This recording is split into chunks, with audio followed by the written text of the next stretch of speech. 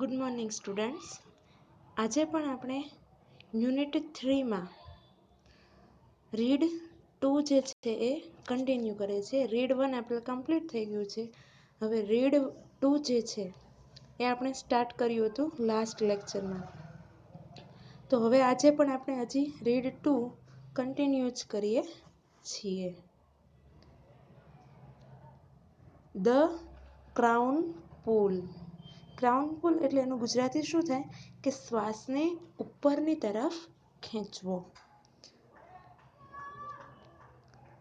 When we breathe, there is a microscopic movement of a cranial bones which in turn allows the cerebrospinal fluid to move freely through the spinal column and the skull. શું કહે છે? Van એટલે જ્યારે. વી breadth એટલે કે આપણે શ્વાસ લઈએ છીએ ત્યારે there is a microscopic movement. Microscopic એટલે સૂક્ષ્મ એવી. મૂવમેન્ટ એટલે કે હલચલ થાય છે. ક્યાં?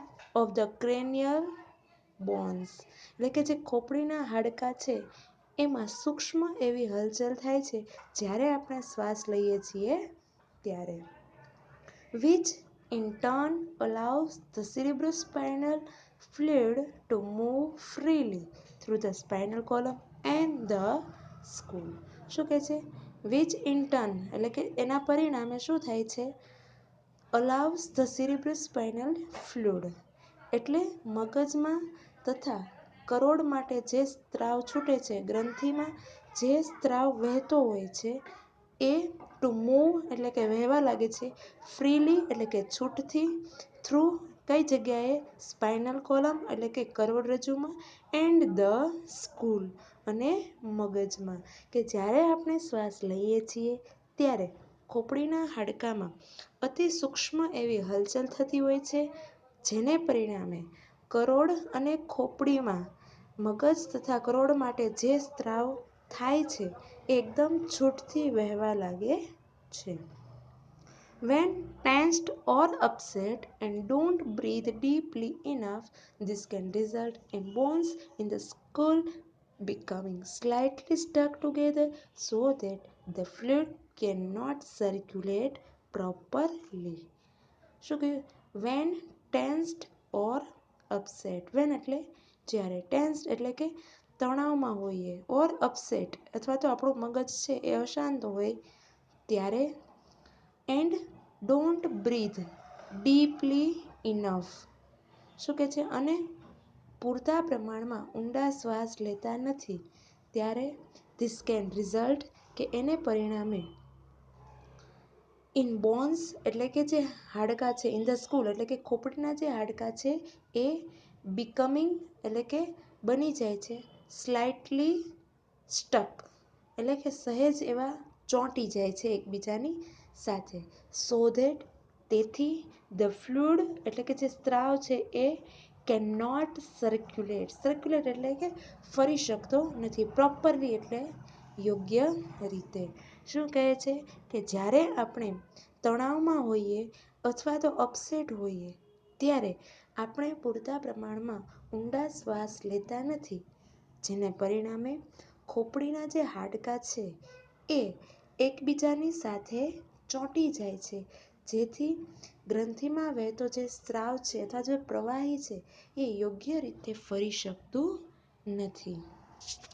The crown pull influences the flow of cerebrospinal fluid in a positive way.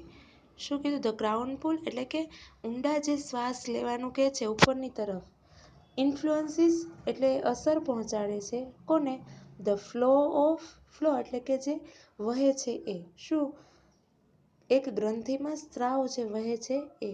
In a positive way એટલે કે એને હકારાત્મક અસર પહોંચાડે છે. જો તમે ક્રાઉન પુલ નામની એક્સરસાઇઝ કરો એટલે કે તમે શ્વાસને ઉપરની તરફ ખેંચશો તો જે મગજમાં અને કરોડમાં જે વહેતો સ્ત્રાવ છે એના ઉપર હકારાત્મક અસર પહોંચાડશે. ઇટ હેલ્પ્સ કે તે મદદ કરશે કામ યોર નર્વસ કે તમને જે તણાવ છે એમાં થોડીક તમને શાંતિ મળે એ માટે તમને મદદ કરશે. Nervous system and can also often take away a headache or stress-induced stomach ache as well as helping you think clearly. શું કહે છે કે જો તમારું જે નર્વસ સિસ્ટમ એટલે કે જે ચેતાતંત્ર છે એને સ્વસ્થ કરશે. પહેલાં તો જો તમે આ ક્રાઉન પુલ નામની એક્સરસાઇઝ કરશો તો, અને એનાથી બીજું શું કરશે કે ટેક અવે એટલે કે દૂર રાખશે હેડેક એટલે કે જે માથાનો દુખાવો છે એ, એન્ડ સ્ટ્રેસ અને જે તણાવને લીધે ઇન્ડ્યુસ્ડ સ્ટમક, બરાબર, એટલે કે જે પેટનો દુખાવો થાય તણાવના લીધે એ, અને માથાનો દુખાવો એ પણ એ દૂર કરશે. એઝ વેલ એઝ હેલ્પિંગ, અને તમને એ પણ મદદ કરશે યુ થિંક ક્લિયરલી, કે તમે સ્પષ્ટપણે વિચારી શકો એ માટે પણ એ તમને મદદ કરશે. જો તમે ક્રાઉન પુલ નામની એક્સરસાઇઝ કરશો એટલે કે શ્વાસને ઉપરની તરફ ખેંચવાની પ્રક્રિયા કરશો તો એ તમારા ચેતાતંત્રને સ્વસ્થ કરશે, તેમજ તણાવને લીધે થતો પેટનો દુખાવો અને માથાના દુખાવાને પણ દૂર કરશે, અને તમે સ્પષ્ટપણે વિચારી શકશો એવી પણ એ મદદ કરશે. હવે આ કઈ રીતે એક્સરસાઇઝ કરવાની એના પોઈન્ટ્સ આપેલા છે. Place both of your hands with your fingers. Place એટલે કે મૂકવાના છે. બોથ ઓફ યોર હેન્ડ્સ કે તમારા બંને હાથની, વિથ યોર ફિંગર્સ કે આંગળીઓ જે છે એ, લાઈક કોમ્સ કે તમારા બંને હાથની આંગળીઓ છે એ કોમ્સ એટલે કે દાંતીઓ જે હોય કાસ્કો એની જેમ તમારે મૂકવાની છે. ક્યાં? On top of your head. તમારો જે માથો છે એના ઉપર તમારા બંને હાથની આંગળીઓ જે છે એ કાસ્કાની જેમ તમારે એને મૂકવાની છે. સો ધેટ, તેથી, યોર લિટલ ફિંગર્સ કે જે તમારી નાનકડી આંગળીઓ છે એ આ ટચિંગ કે જે સ્પર્શ કરશે યોર હેરલાઇન એટલે કે તમારા જે વાળની જે કોર છે એ એટ ધ ફ્રન્ટ કે આગળના ભાગે આવેલા જે વાળની કોર છે એને તમારા હાથની બંને આંગળીઓ જે બંને હાથની આંગળીઓ હોય એ તમારે કાંસકાની જેમ ફેલાવી અને તમારે વાળની જે કોર છે એને અડે એ રીતે તમારે એને રાખવાની છે. ફર્મલી press down on to your scalp. શું કહે છે?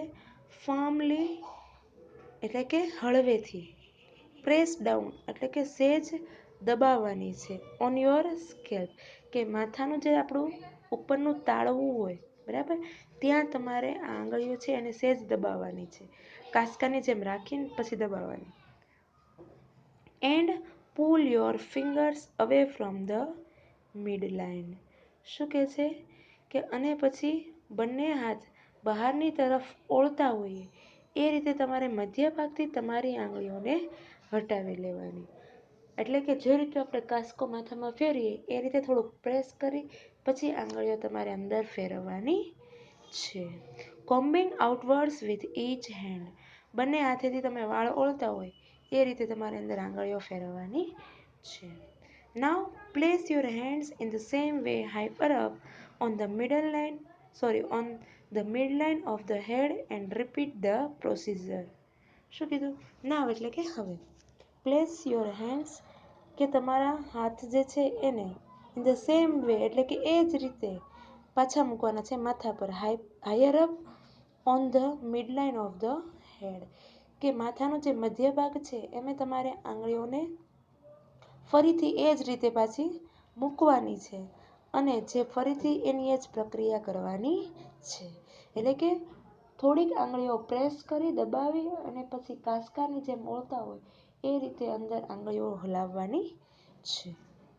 Now place hands even further back on your head towards the crown and repeat the procedure. શું કહે છે કે નાવ એટલે કે હવે. પ્લેસ હેન્ડ્સ એટલે કે હાથને મૂકવાના છે even further back on your head કે હજુ માથાનો જે પાછળના ભાગ છે એમાં પણ તમારે આ હાથને એ રીતે મૂકવાના ટુવર્ડ્સ ધ ક્રાઉન અને પછી શું કરવાનું? રિપીટ ધ પ્રોસીજર અને આ જ પ્રક્રિયા ફરીથી દોહરાવવાની છે. બરાબર. નેક્સ્ટ છે મેન્ટલ ક્વિક ફિક્સીસ, કે માનસિક સ્વસ્થતાના અન્ય ઉપાયો. Put on some music you like and dance through the room. Put એટલે લગાવવાનું, ઓન સમ મ્યુઝિક એટલે કે એવું કંઈક સંગીત ચાલુ કરવાનું, યુ લાઇક કે જે તમને ગમતું હોય એ, and dance through the room અને રૂમમાં નાચવાનું. This creative activity exercises the right side of the brain and helps rebalance your brain. શું કહે છે? This creative એટલે કે આ જે સર્જનાત્મક એક્ટિવિટી એટલે કે પ્રવૃત્તિ, એક્સરસાઇઝ એટલે કે જે કવાયત છે એ the right side of the brain કે મગજના જમણા ભાગને, એન્ડ હેલ્પ્સ અને મદદ કરશે, રીબેલેન્સ એટલે કે ફરીથી મગજને સંતુલિત કરવા માટે. આ જે એક્સરસાઇઝ છે એ તમને મદદ કરશે. શું કરવાનું? કે તમને ગમતું સંગીત ચાલુ કરવાનું અને રૂમમાં નાચવાનું. આ સર્જનાત્મક પ્રવૃત્તિ જે છે એ મગજના જમણા ભાગને કવાયત પૂરી પાડે છે અને તમારા મનને ફરીથી સંતુલન જાળવવામાં મદદ કરશે. Get a fish tank and watch the fish swim around languidly. શું કીધું? ગેટ એટલે કે લો, ફિશ ટેન્ક એટલે કે માછલી ઘર લ્યો, એન્ડ વોચ અને જુઓ અથવા તો નિહાળો, the fish swim around languidly. Swim એટલે કે તરતી હોય, અરાઉન્ડ એટલે કે આસપાસ, લેંગ્વિડલી એટલે કે એકદમ નિરાતે તમારે તરતી માછલીઓ છે એને નિહાળવાની છે. This allows your mind to calm down. કે આનાથી તમારું મન જે છે એ શાંત પડશે.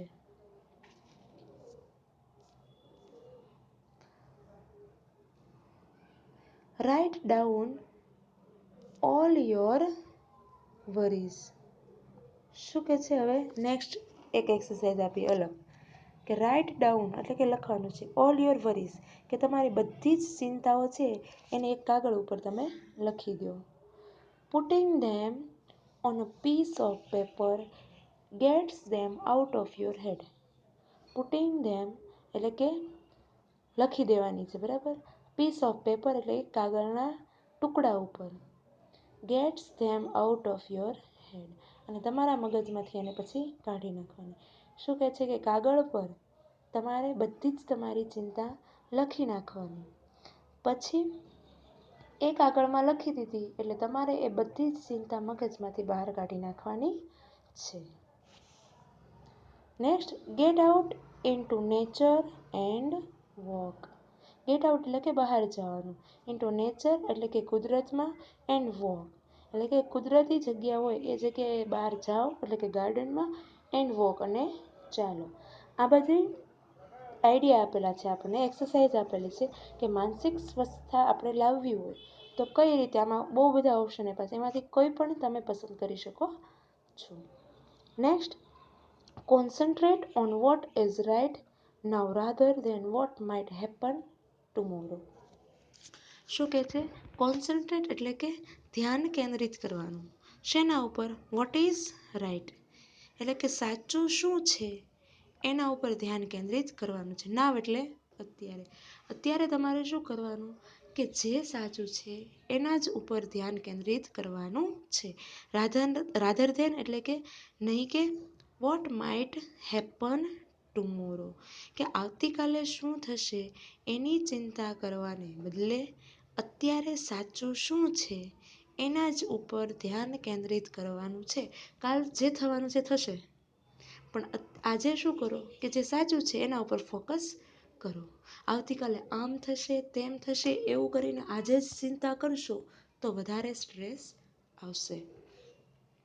Next, sing in the bath and use the shampoo bottle as a microphone. શું કહે છે? સિંગ એટલે કે ગાવાનું, ઇન ધ બાથ એટલે કે બાથરૂમમાં ગાઓ, એન્ડ અને યુઝ અને ઉપયોગ કરવાનો છે. ધ શેમ્પૂ બોટલ એટલે કે જે શેમ્પૂની બોટલ હોય એનું.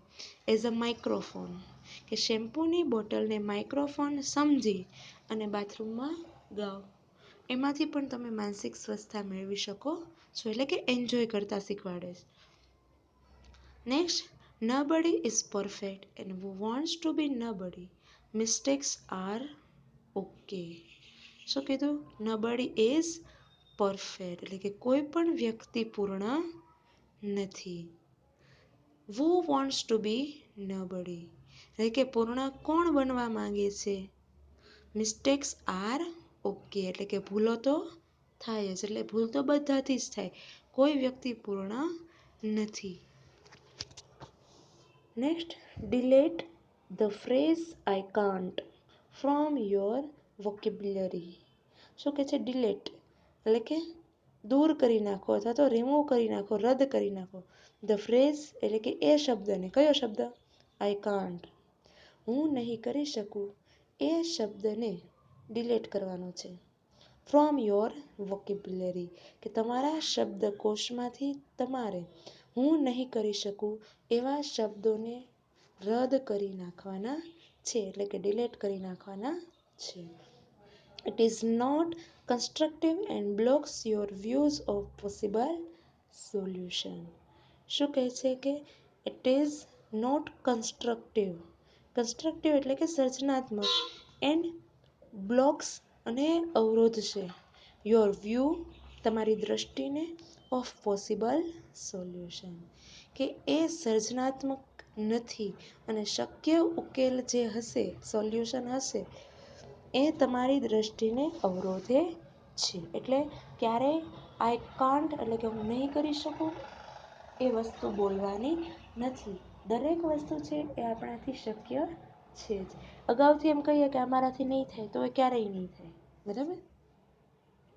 Next, write a few lines with your other hand. શું કહે છે કે તમારા બીજા હાથથી થોડાક વાક્યો લખો.